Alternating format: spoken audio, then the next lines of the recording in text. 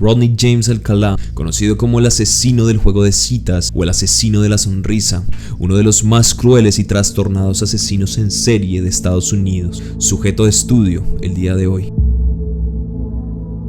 Nacido el 23 de agosto de 1943 en San Antonio, Texas, Alcalá creció en un entorno aparentemente normal, aunque su infancia estuvo marcada por la ausencia de su padre, quien lo abandonó cuando apenas tenía 8 años. Esta situación puede haber influido en su desarrollo emocional y comportamientos posteriores, un aspecto crucial para analizar la psicología de un asesino en serie. La vida temprana de Alcalá también estuvo marcada por cambios significativos. Tras la partida de su padre, su madre, Ana María Gutiérrez, decidió mudarse con Rodney y sus hermanos a Monterrey, México, buscando estabilidad. Sin embargo, después de unos años, la familia regresó a Los Ángeles, donde Rodney pasó la mayor parte de su infancia y adolescencia. En 1961, a la edad de 17 años, Alcalá se alistó al ejército de los Estados Unidos. Se cree que lo hizo por varias razones comunes en esa época. La primera era buscar estabilidad y un propósito. Al igual que muchos jóvenes, pudo haber visto el ejército como una oportunidad para dar rumbo a su vida, adquirir habilidades y beneficiarse de las oportunidades educativas y laborales que ofrecían. También por las expectativas sociales, ya que en los años 60 el servicio militar era una decisión respetada y vista como un paso importante en la vida de un joven estadounidense, especialmente en el contexto de la Guerra Fría. Sin embargo, su tiempo en el ejército fue breve y turbulento. Fue dado de baja en 1964, luego de ser diagnosticado con un trastorno de personalidad disocial y sufrir una crisis nerviosa. Este diagnóstico reflejaba los primeros indicios documentados de sus problemas psicológicos, que posteriormente se manifestarían en una conducta criminal. A pesar de este entorno inestable, Alcalá en su escuela demostró que era un estudiante inteligente, tenía un coeficiente intelectual elevado y esos atributos le permitieron destacar académicamente, lo que lo llevó a ser aceptado en la prestigiosa Universidad de California, en Los Ángeles, en donde estudió cine y se graduó en 1968. Sin embargo, detrás de esta fachada de normalidad comenzaban a formarse patrones de comportamiento preocupantes. Según algunos informes, incluidos los militares, Alcalá mostró indicios de una personalidad retraída y depresiva. Estos comportamientos podrían haber sido una respuesta a las dificultades familiares y a los cambios constantes en su entorno. A medida que creció, esa personalidad retraída se transformó en una incapacidad para empatizar con los demás, un rasgo que más tarde se manifestaría en su comportamiento criminal.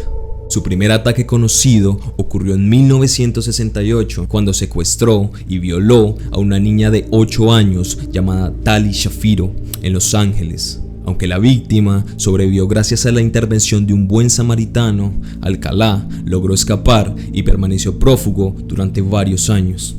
Tras huir, Alcalá adoptó una nueva identidad y estudió fotografía en la Universidad de Nueva York, donde continuó desarrollando sus habilidades para atraer y manipular a sus víctimas. Este periodo también muestra un cambio en su modus operandi.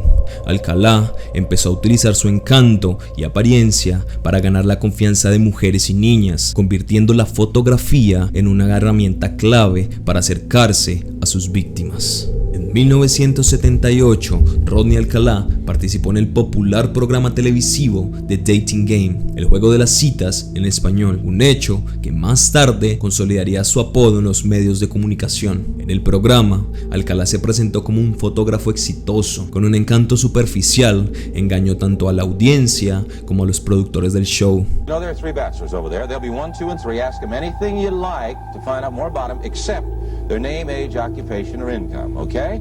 And we're going to start by having them say hello to you and see how they sound. Number 1, would you say hello to Cheryl, please? We're going to have a great time together, Cheryl. Ganó el concurso y una cita con la concursante Cheryl Bradshaw, quien finalmente rechazó salir con él porque lo encontró extraño e inquietante. Este evento subraya cómo Alcalá podía alternar entre un comportamiento superficialmente encantador y una oscura personalidad oculta. Rodney Alcalá es conocido por sus crímenes brutales y meticulosamente planeados. Se estima que asesinó al menos a 8 mujeres, aunque algunos investigadores creen que el número podría superar a las 100 víctimas. Su modus operandi era complejo, atraía a sus víctimas con la promesa de sesiones fotográficas, las llevaba a lugares aislados y luego las sometía a una brutal violencia física y sexual. Las heridas que infligió a sus víctimas revelan un patrón de crueldad extremo y un deseo de control absoluto. Alcalá estrangulaba a sus víctimas hasta dejarlas inconscientes, para luego reanimarlas y repetir el proceso varias veces antes de matarlas. Este ciclo de infligir dolor y revivir a sus víctimas refleja un nivel de sadismo que va más allá de la mera intención de matar. Es una expresión de su necesidad de poder y dominación. Además, Alcalá fotografiaba a sus víctimas en diversos estados de vulnerabilidad y terror, creando un macabro archivo personal. Las imágenes recuperadas por la policía no solo sirvieron como evidencia en su contra, sino que también ofrecieron un atisbo de su mente perturbada, donde el arte y la violencia convergían de manera inquietante. Fue condenado a muerte en varias ocasiones, pero sus sentencias fueron anuladas repetidamente debido a errores procesales. En 2010, nuevas pruebas de ADN lo vincularon a otros asesinatos en Nueva York y California, lo que lo llevó a su condena definitiva. La investigación también reveló cientos de fotografías de mujeres y niñas desconocidas, lo que sugiere que podrían haber muchas más víctimas. El sadismo y el control fueron temas centrales en los crímenes de Rodney Alcalá. Las heridas infligidas a sus víctimas no solo muestran su deseo de infligir dolor, sino también una necesidad de prolongar el sufrimiento para obtener satisfacción personal. Su tendencia a estrangular y reanimar a sus víctimas sugiere un intento de alargar su poder sobre la vida y la muerte, un reflejo de su narcisismo patológico. Desde una perspectiva criminológica, estas acciones también podrían interpretarse como una expresión de su odio reprimido hacia figuras femeninas de autoridad o relaciones pasadas. La brutalidad de los ataques indica una desconexión emocional extrema y una capacidad para formar vínculos saludables. Rodney Alcalá no solo es recordado por la cantidad de vidas que arrebató, sino también por la brutalidad y el simbolismo que caracterizaron sus crímenes. Su capacidad para alternar entre un encanto superficial y una violencia extrema lo convierten en un caso fascinante y aterrador dentro del estudio de la criminología. Comprender el papel de las emociones en la forma en que Alcalá infligía heridas a sus víctimas es esencial para analizar los patrones de comportamiento en asesinos en serie y prevenir futuros crímenes de este tipo. La historia de Alcalá será un recordatorio de los peligros de subestimar las señales de alerta en individuos aparentemente normales. Alcalá dejó un rastro de horror en cada una de sus víctimas, aunque se sospecha que pudo haber asesinado a más de 100 personas. A continuación, se detalla información sobre sus víctimas, cómo las conoció y los brutales detalles de sus crímenes. En primer lugar, encontramos a Tali Shafiro en 1968. Una niña de tan solo 8 años fue una de las primeras víctimas conocidas de Alcalá. La atrajo ofreciéndole un paseo mientras ella caminaba hacia la escuela en Los Ángeles. I guess asked if I needed a ride to school, and I told him I didn't talk to strangers, and that's when he told me he knew my parents, and I really didn't want to get in the car, but I was raised to respect my elders. I got in the car, that's when he asked what time my school started, and then that's when he realized we had plenty of time and he was going to swing by and show me a poster. You know, I didn't know to fear people. Well, fortunately, a good citizen looks at this and says, I don't like the looks of this. And he actually follows him to his apartment. Alcalá la llevó a su apartamento, donde la violó y trató de estrangularla. Un transeúnte sospechó de la situación y alertó a la policía, lo que permitió a los oficiales salvar a Tali antes de que muriera. Sin embargo, Alcalá escapó y se convirtió en prófugo durante varios años. Cornelia Creeley era una azafata de 23 años que vivía en Nueva York. Alcalá la conoció en circunstancias no del todo claras, pero logró entrar a su apartamento. Cornelia fue encontrada estrangulada con sus propias medias. El crimen quedó sin resolver hasta 2010, cuando pruebas de ADN lo vincularon directamente al asesinato. Elaine Hoover, una aspirante actriz de 23 años y sobrina de un conocido magnate de Hollywood, desapareció en Nueva York tras concertar una cita con Alcalá, quien se presentó como un fotógrafo profesional. Su cuerpo fue encontrado un año después, enterrado cerca de una propiedad del condado de Westchester. Alcalá había utilizado su encanto y falsa profesión para ganarse su confianza antes de asesinarla. Charlotte Lamb, de 32 años, era secretaria y vivía en Santa Mónica, California. Fue vista por última vez en un bar, donde probablemente conoció a Alcalá. Su cuerpo desnudo fue hallado en una lavandería de un complejo de apartamentos. Fue violada y estrangulada con un cordón, un patrón característico de Alcalá. Jill Parcombe, una joven de 18 años, acababa de mudarse a California desde Nueva York. Alcalá la encontró mientras ella caminaba sola. Su cuerpo fue descubierto en un barranco de Los Ángeles. Fue violada, golpeada y estrangulada. La posición de su cuerpo indicaba que Alcalá la colocó de manera deliberada para exhibir su dominio sobre ella, incluso después de la muerte. Robin Samso, de 12 años, es una de las víctimas más conocidas de Alcalá, debido a la importancia de su caso en su captura.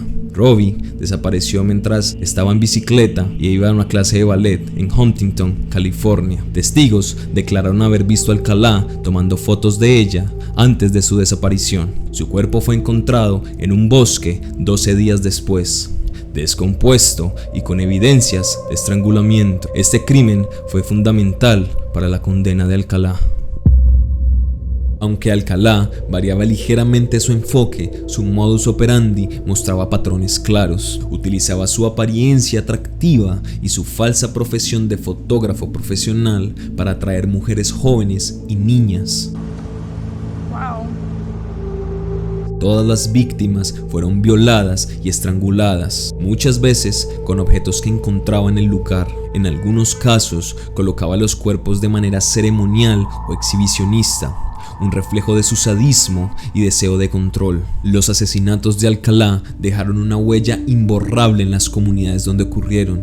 Cada víctima representa no solo una pérdida trágica, sino también un recordatorio de cómo los asesinos en serie pueden ocultarse tras una fachada de normalidad. La labor de los investigadores y los avances en la tecnología forense permitieron resolver varios de estos casos. Llevaron algo de justicia a la familia de las víctimas. Rodney Alcalá permanece como un ejemplo perturbador de cómo un encanto superficial y la inteligencia pueden ocultar una naturaleza profundamente depredadora. Comprender sus crímenes y víctimas es esencial para el estudio criminológico y para prevenir futuros casos similares. El modus operandi de Alcalá revela un perfil psicológico complejo, dominado por el narcisismo, el sadismo y una necesidad insaciable de control.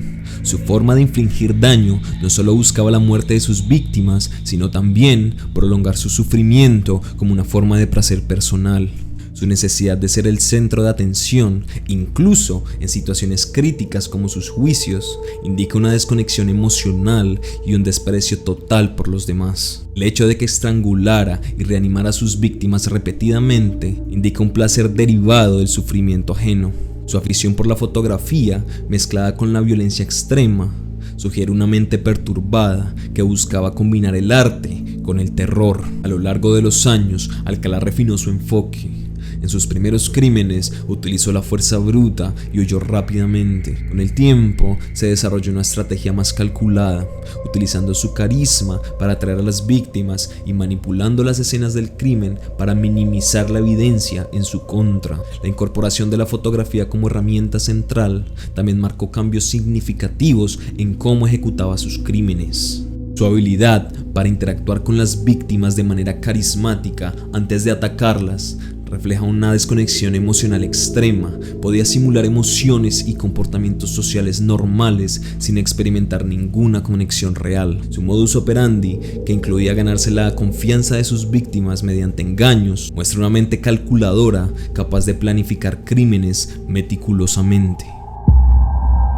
Aunque no se realizaron evaluaciones psiquiátricas exhaustivas en vida, los comportamientos de Alcalá permiten especular sobre varios diagnósticos posibles. El primero es el trastorno de personalidad narcisista, caracterizado por un sentido inflado de su importancia, una necesidad constante de admiración, pero falta de empatía. En segundo lugar, tenemos el trastorno de personalidad antisocial, definido por la transgresión de normas sociales, la manipulación, la impulsividad y la indiferencia hacia los sentimientos de los demás. También encontramos un sadismo sexual. Su disfrute evidente del sufrimiento físico y emocional de las víctimas sugieren un trastorno parafílico relacionado con el sadismo.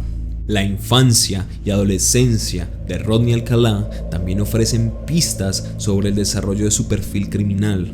Encontramos en primer lugar el abandono paterno.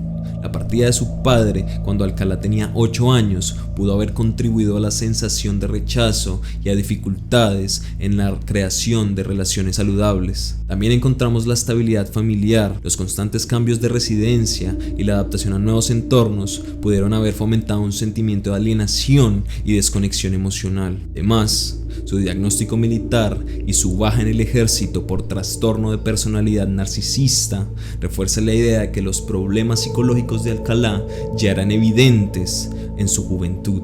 Los factores psicológicos y psiquiátricos mencionados no solo explican la motivación de Alcalá, sino también cómo sus crímenes reflejaban su estado mental. Su narcisismo lo llevó a buscar admiración incluso de sus actos más oscuros, utilizando la fotografía como una forma de perpetuar su legado. La violencia y el sufrimiento que infligía no solo satisfacían sus deseos sádicos, sino también una necesidad psicológica de reafirmar su dominio sobre la vida de otros. Su indiferencia hacia las consecuencias de sus crímenes es un testimonio de su psicopatía. Alcalá fue finalmente arrestado en 1979 tras el asesinato de Robin Samso. Las pistas forenses, como los pendientes de la víctima encontrados en un espacio de almacenamiento alquilado por Alcalá, fueron cruciales para vincularlo al crimen. Durante su juicio, Alcalá optó por representarse a sí mismo, lo que resultó en una actuación extrañamente teatral y reveló su narcisismo y falta de empatía. Es evidente que los individuos más peligrosos de nuestra sociedad son aquellos que pueden camuflarse y aparentar ser personas no solo normales, sino carismáticas y encantadoras. Como Rodney Alcalá, existen cientos, y seguramente tú ya te cruzaste con un par. Si te gustó este video, te dejo otro para que sigas pasando el rato. Esta es La Puerta Roja y que tengas buena noche.